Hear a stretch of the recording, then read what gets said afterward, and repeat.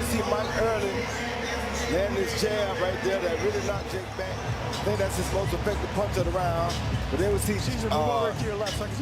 right hand grazes Mike Tyson by Jake Paul. That would have been a good shot had it been on the chin. So Mike barely escaped. Mike Tyson has revealed the truth behind the Jake Paul fight, and it's as dramatic as expected. Known for punches that sound like gunshots and shattering heavy bags, Tyson entered the ring looking surprisingly restrained. His brutal hooks missed their mark, and his legendary power seemed dialed down to gentle sparring partner mode, raising questions about the fight's authenticity.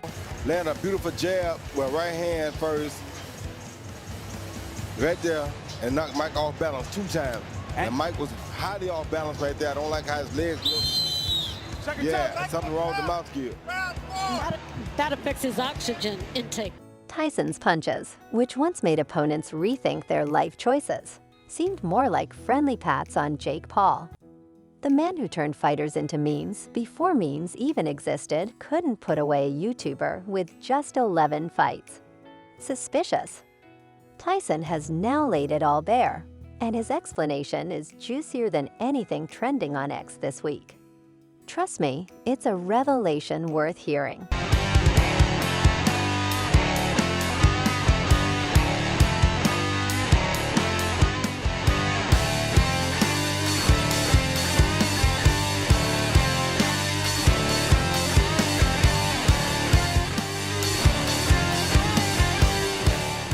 Mike Tyson people talk to. There's certain people that are just crazy, man. Well, these people that think that he don't stand a chance against Jake Paul, they're like, this shouldn't even, like, because he's too old. I was like, I think you're crazy. Well, they're definitely uninformed.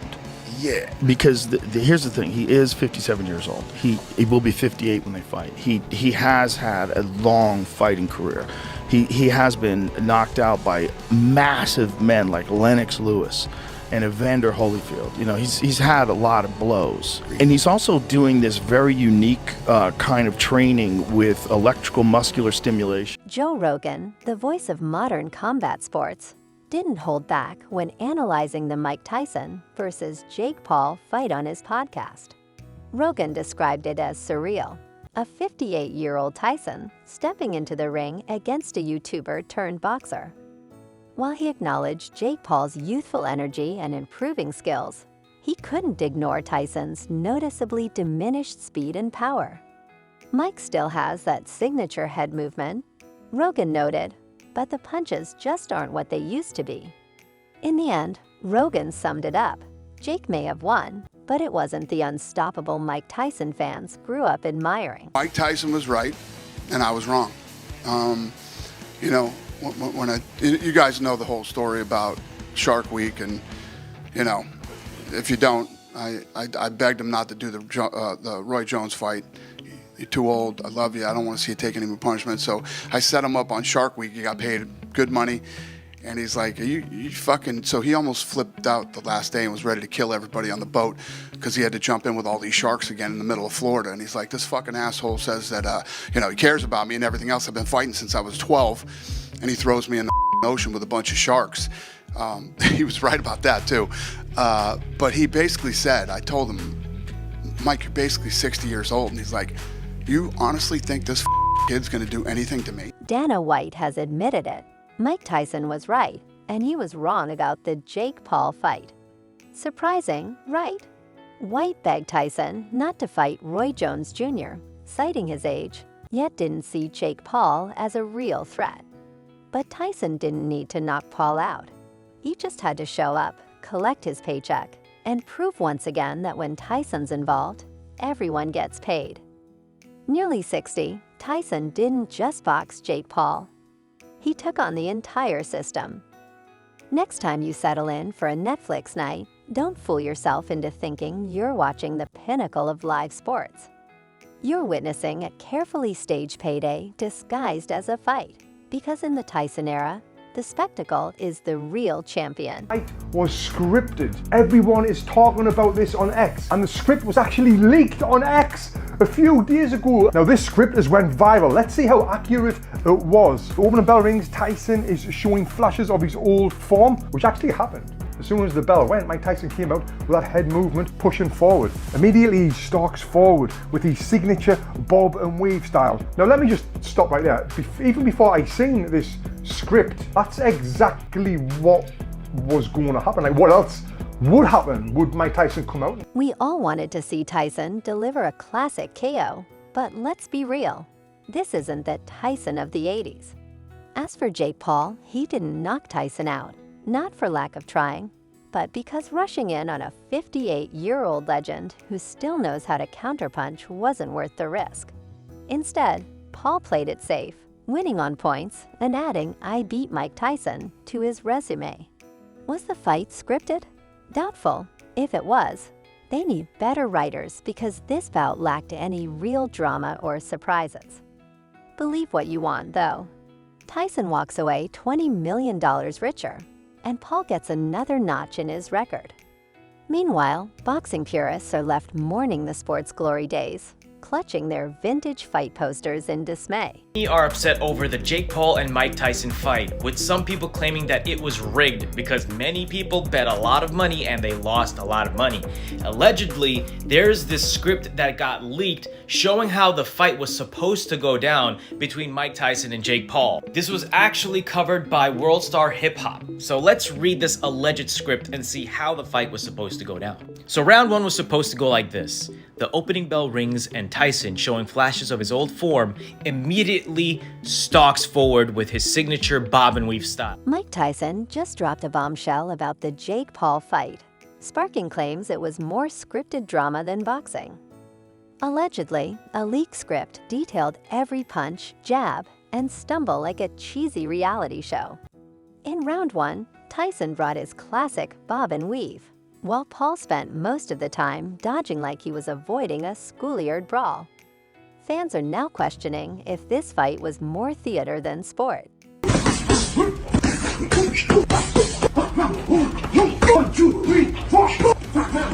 A few punches land, Paul's youth prevails.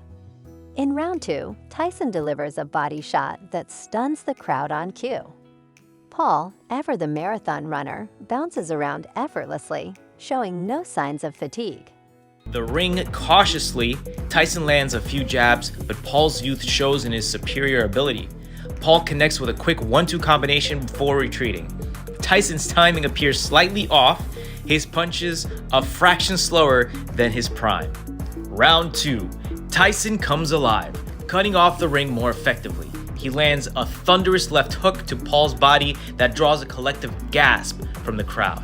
Paul weathers the storm, using his reach advantage to pepper Tyson with long jabs. By round three, Paul grows confident, landing punches like a seasoned pro, while Tyson's signature head movement slows noticeably. In round four, Tyson looks fatigued, with Paul landing clean shots and turning the fight into a showcase of his footwork. Finally, in round five, Paul delivers a perfectly timed combo, sending Tyson to the canvas. The 10 count seals it. Paul wins by KO. As the crowd erupts, many are left questioning whether they witnessed a genuine fight or a Broadway production in disguise. Tyson hasn't outright said it was rigged, but let's be honest, it doesn't take a detective to see the fight felt more like a scripted drama than true boxing. Like I expected it to be. What is your assessment of Jake Paul, the boxer? A very good fighter. Do you think he deserves respect from the public? Absolutely. Hey, that was a good slap. I like that. The Texas Department of Licensing and Regulation reportedly deemed the risks of a real fight too high, prompting the Tyson-Paul bout to be turned into a sparring session with a touch of drama. Tyson claimed it was all about entertaining fans, but what they got was a watered-down version of boxing. Both fighters agreed not to push too hard. No knockdowns, no knockouts, just a glorified game of tag in front of a paying audience. Adding to the controversy, Tyson admitted to carrying Jake Paul, essentially letting the YouTuber-turned-boxer look good in the ring. The reason? Tyson revealed he had suffered a near-death experience earlier in the year, losing half his blood and undergoing 8 transfusions. While this explained his subdued performance, it did little to soothe fans who felt they had been shortchanged, left wondering if they paid for a show rather than a true fight. Point did you start to take your foot off the gas just a little bit because you noticed he was tiring out? Yeah, definitely a bit. You know, I wanted to give the fans a show. Tony Bellew called the Tyson-Paul fight a circus and urged fans to boycott Jake Paul until he steps into the ring with someone who isn't eligible for a senior discount. Terrence Crawford and Gervonta Davis also voiced their opinions, with Davis calling Paul a bozo for failing to finish a 58-year-old Tyson. Meanwhile, Paul, ever the showman, expressed his delight over the win and hinted at a future fight with Tyson's brother, because apparently nothing says legitimacy like jumping from one scripted spectacle to another. This fight didn't prove much, except that boxing is willing to sell its soul for a payday. Tyson may still be a legend, but this match felt more like reality TV than real boxing. As for Jake, the self-proclaimed problem child is still waiting for a real challenge to face him in the ring, much to the disappointment of boxing I don't know what fans. pleasure you can take from beating an old Mike Tyson. I believe he actually won the first 2 rounds. Jake Paul probably won the rest of them. Mike Tyson's legs were gone, man. They were gone. And I believe Ryan, I got to give Ryan credit on this one, man. Because Ryan from Sports Wars, he did say that there would be like a no knockout clause. Mike Tyson versus Jake Paul marked the supposed pinnacle of boxing, featuring a 58-year-old legend against a YouTuber turned boxer. The match turned out to be a masterpiece of absurdity. Fans anticipated a classic Tyson blitz, but instead, they got a glorified sparring session. Tyson bobbed and weaved for about 30 seconds before his legs gave way. Jake Paul, 31 years younger, managed to win in a bout many believe was choreographed more tightly than a Broadway show. It wasn't a good one. It wasn't a good one. No. Yeah.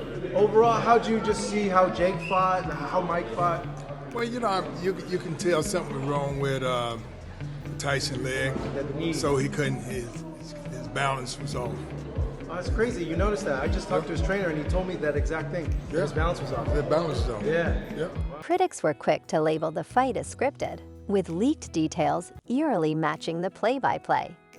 Tyson didn't throw the punches we're used to, likely contractually restrained from delivering any blows that could send Jake into next week. Even former champs like Evander Holyfield questioned the legitimacy, wondering if Tyson was set up to lose. Jake Paul may have some skills, but beating a man older than some of his own jokes doesn't make him a boxing savant. Netflix hyped the event to the moon, only to deliver lagging streams in a fight that resembled an awkward backyard scuffle between dad and son. Tyson's fans, clutching memories of his prime, had to watch their hero reduced to biting his gloves instead of his opponents. The bout felt more like a corporate cash grab wrapped in disappointment, leaving boxing purists yearning for the days when the sport had real dignity. He still might chase Jake around the ring like that. Again, these are 2-minute rounds. Tyson requested the 2-minute rounds, wanting to see more action. He just landed the overhand right, testing the beard of Paul. Here we see Mike early land his chair right there that really knocked Jake back. I think that's his most effective punch of the round.